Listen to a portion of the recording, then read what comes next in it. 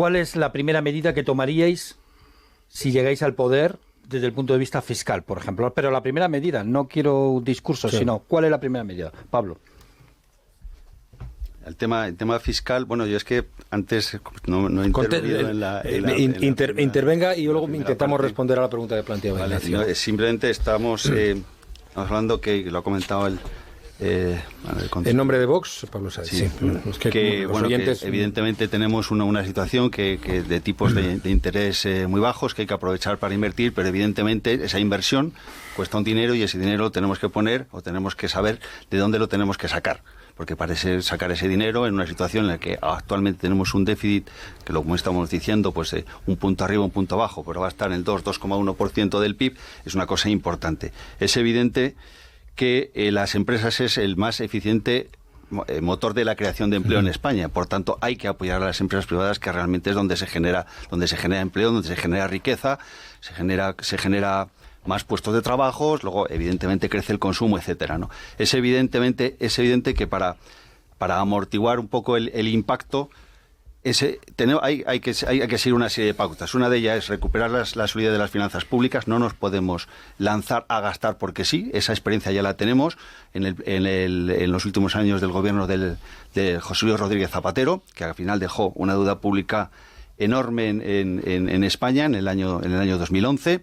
Y un déficit público brutal. Estuvimos a los años 2009, 2010, 2011 con unos déficits por encima del 9%. Eso es realmente inasumible. Es evidente que hay que apostar por el estado del bienestar de los ciudadanos y reducir el gasto político. Creo que entraremos en ello. Y hay que apostar por dinamizar la economía. Empezar a apoyar la empresa privada y dinamizar la economía. Me están vendiendo sus programas electorales y a mí me gustaría entrar en cuestiones más concretas. Yo voy a responder a la pregunta que habéis hecho. Me parece que es legítimo. La gente que nos está escuchando quiere seguramente respuestas directas. Me gustaría que fuéramos más breves. Bien, nosotros en Podemos lo hemos planteado. Pensamos que este país necesita un nuevo impuesto, un impuesto para las grandes fortunas que se establecería para aquellos patrimonios superiores al 1.000.000 de euros, con un mínimo exento de vivienda de 400.000 euros. Pensamos que esta fiscalidad, que por ejemplo hoy ya se está discutiendo en las primarias demócratas en Estados Unidos, ayudaría a redistribuir mejor la riqueza en un momento en donde precisamente Bruselas lo que está pidiendo es recortes, bien, que se hagan por arriba. Entre 2008 y 2018, las personas que tienen más de 1.000.000 de euros en este país han pasado de 150.000 a 900.000. Creo que es hora de que esas personas contribuyan más. Sí, desde el Partido Socialista no pensamos que haya una receta mágica que vaya a solucionar. Ya, pero es que esto es radio, entonces... Sí, efectivamente. Claro, pero voy a contestar de manera... Les voy a pedir exacto. Pero voy a contestar de manera concreta. La primera medida que tiene que hacer el próximo gobierno, sea el Partido Socialista o sea cualquier otro partido, es sacar adelante unos presupuestos generales del Estado que, en primer lugar, respeten, porque no queda más remedio, las condiciones de sostenibilidad de las finanzas públicas. En segundo lugar, fomenten la inversión productiva. Y en tercer y fundamental lugar, sostengan en esos presupuestos, ¿cuál sería la principal medida? Desde el punto de vista del gasto, atender el gasto social, el gasto productivo. No me cuente eso. Todo el mundo va a atender el gasto social, sea el gobierno que sea. Hombre, evidentemente. No lo hemos visto con todos los gobiernos. Pero bueno. La pregunta que le hago es muy concreta. ¿Qué impuesto? De todas las medidas que usted tiene en su programa electoral, ¿cuál sería la primera que tomaría al llegar al poder? Es que es demagogia plantear la pregunta de cuál es la primera. No existe una primera, existe un paquete de medidas que se llama Presupuestos Generales del Estado y que tiene que ser consistente, tiene que ser coherente. Daniel, y además, de manera concreta, a diferencia de otros partidos, me remito a los últimos presupuestos generales del Estado. Esa es nuestra base de actuación.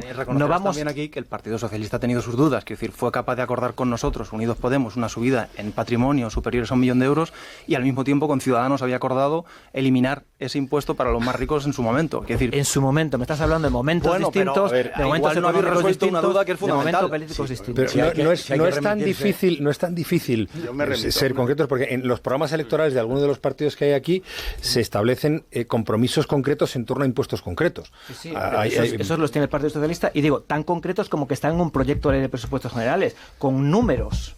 5.600 millones de nuevos tributos que gravan sobre todo el capital, que no gravan las rentas del trabajo, que desfiscalizan o por lo menos reducen el impuesto de sociedades para las pequeñas y medianas empresas, que tocan a los impuestos ambientales y que proponen de manera, yo creo, consistente y moderada ese incremento de la recaudación de medio punto de PIB aproximado que nos pueda llevar a converger en el medio y largo plazo a lo que son los estándares europeos. Recordemos que España ingresa del orden de 7 puntos de PIB menos que el resto de nuestras, o por lo menos que el promedio de la economía europea, y gasta 5 puntos de PIB. La solución no es debilitar el Estado justo cuando más lo necesitamos. Tiene que fortalecerse. En cuanto a la lucha contra el fraude, lo que debilita es el gasto superfluo. Eso sí que debilita el Estado. Bien, pongamos números al gasto superfluo y yo estaré encantado de reducirlo. La IREF ya ha puesto que hay un 10% de subvenciones que no sirven absolutamente para nada. Lo ha dicho la IREF. Marcos, totalmente de acuerdo. Vamos a intentar bajar el balón. Hagamos caso a las recomendaciones de la IREF en cuanto a la eficiencia del gasto. Creo que es una muy buena medida. Efectivamente. Algunas, por ejemplo, los planes privados de pensión. Por remitirnos al proyecto de presupuestos que hablaba. También la reducción de beneficios fiscales. Por remitirnos, un apunte solo y después ya respondo. Por remitirnos al proyecto de presupuestos del que hablaba Daniel, también le subirán el gasoil a 17 millones de vehículos en España, ¿no? Y desde luego no creo que todos sean ricos. Excepto para el gasoil profesional. Eso es lo que está en ese proyecto de presupuestos 13 millones de vehículos. Y después también por contestarle a Nacho, que no había tenido ocasión, no se trata de van a reducir ustedes el gasto público. El gasto público puede subir siempre y cuando no suba por encima del crecimiento económico. Es la manera de ir reduciendo el déficit. Porque lo que no se puede hacer es lo que el Partido Socialista ha enviado a Bruselas o lo que teníais en el proyecto de presupuestos que habíais pactado entre vosotros dos. Es decir, el gasto público crece más que los ingresos. Por lo tanto, incrementamos el déficit, incrementamos la deuda. Estamos en macroeconomía, se me van otra vez. En el momento en que haya la más mínima variación al alza de los tipos de interés, volvemos a estar temblando como ocurrió en el año 2012, ¿no? O si quieren, en el 2008, porque esto cada vez se parece más, ¿no? Negar las realidades y bueno, y no adoptar ninguna medida para superar una crisis que ya está llegando, ¿no? La primera medida del Partido Popular es aprobar ese paquete de medidas fiscales que llevamos anunciando a lo largo de toda la precampaña y que ya defendíamos en el mes de... Los 16.000 millones de rebajas fiscales. En el mes de abril. Bajaremos el IRPF por debajo del 40% del tipo máximo, bajaremos el impuesto de sociedades al 20%, eliminaremos sucesiones, patrimonio, sucesiones y donaciones y patrimonio. Son unos impuestos injustos que no existen en ningún sitio y que no tiene ningún sentido tenerlos y que perjudica especialmente a las clases medias y bajas. Eliminaremos el impuesto de actos jurídicos documentados para la compra de la primera vivienda, lo cual beneficiará especialmente a los jóvenes. Aprobaremos incentivos fiscales al ahorro, ¿no? ¿Y cómo hacemos para que no se nos vaya el déficit con ese programa de 16.000 millones de euros en rebajas fiscales?